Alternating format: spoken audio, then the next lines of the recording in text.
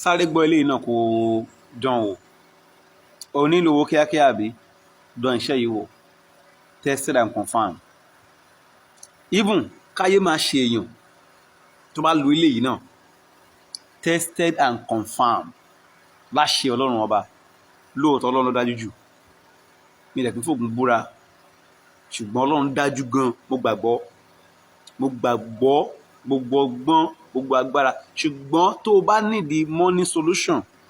pé òun wo ìnáwó kan níwájú o ní nǹkan tó fẹ́ gbé bí bùkátà o wá fẹ́ fi ẹ̀ṣẹ̀ lẹ́yà bí nǹkan kan try ọṣẹ lélẹ́yìí náà o ọṣẹ ni bẹ̀ nínú ìmọ̀ tó wá fún wa ní nǹkan tá a lè jẹ lé tó máa ràn wá lọ́wọ́. Like I used to tell you, if you can't do any work I'm dropping,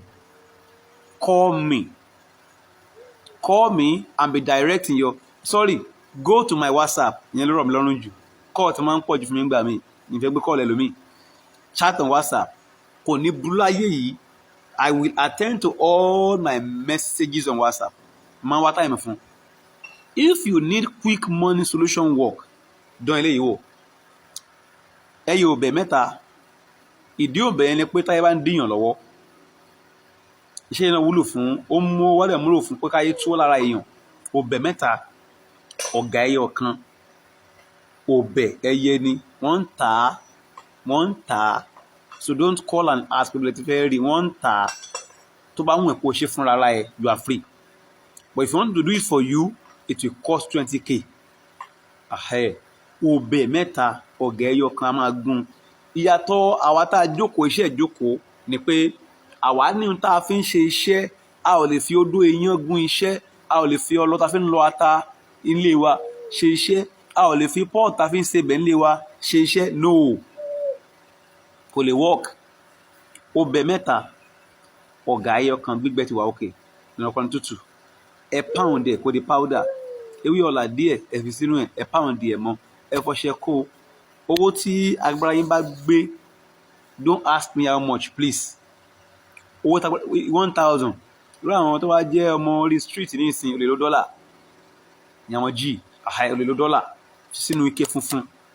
kó ọṣẹ lé e lórí gbé e pamọ́ tó bá ti ṣe lónìí the third day ló bẹ̀rẹ̀ sí ní wẹ̀ Sunday Monday Tuesday Thursday àárọ̀ kùtù ń dajì buwú ẹ̀ kó wẹ̀ dáadáa normal pẹ̀lú aṣọ ọlọ́run ọba kí ló ń jẹ́ pé òrówó owó máa wọlé pẹ̀lú aṣọ ọlọ́run ọba wàá rí owó àṣírí ẹ̀ máa bò wọ́n tó dẹ̀ gbàgbọ́ tó lè ṣí àbẹ́díò yìí lórúkọ ìṣọ́ aborí ẹ̀ lé mo sọ dáadáa kí mo ní mansion o àbí mo ti ní jíìpù ńlá o but mò ń jẹun mò ń mu mò ń gun mọ́tò mo dẹ̀ ń gbé ilé ara mi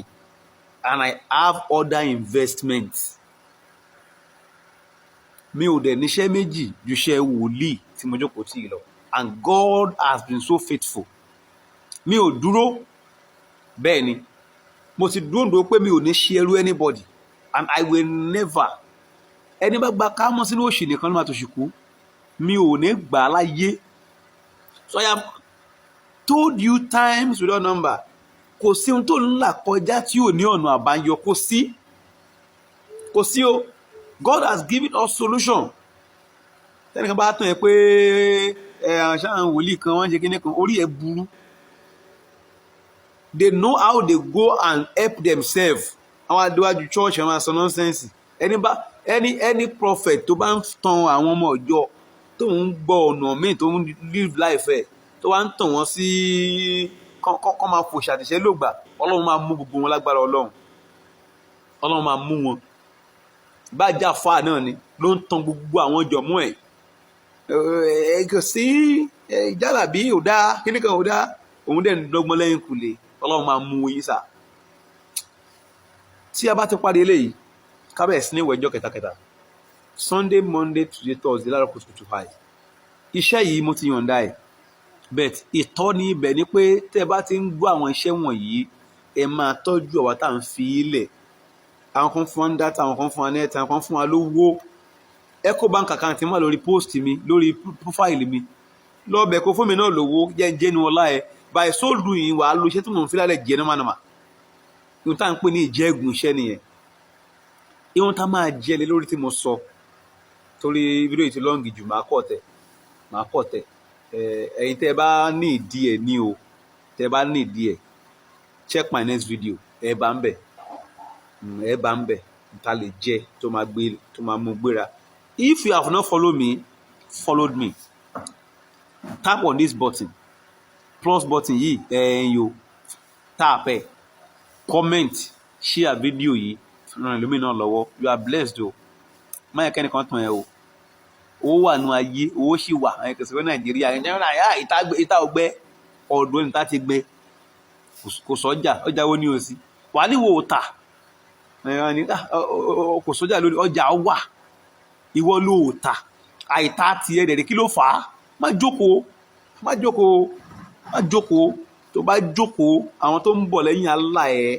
àwọn ọmọ tí ò tó arún ẹ̀ṣẹ́ at the end of the day wà frustrated kọ́lọ́n ṣọ́ wa fún ìbéèrè lórí àwọn iṣẹ́ mi eléyìí tí mo ti explain dáadáa don't disturb me on this work I beg you if you need anything on this work chat me on WhatsApp 07032837187 ire o ọlọ́run á gbà fún wa.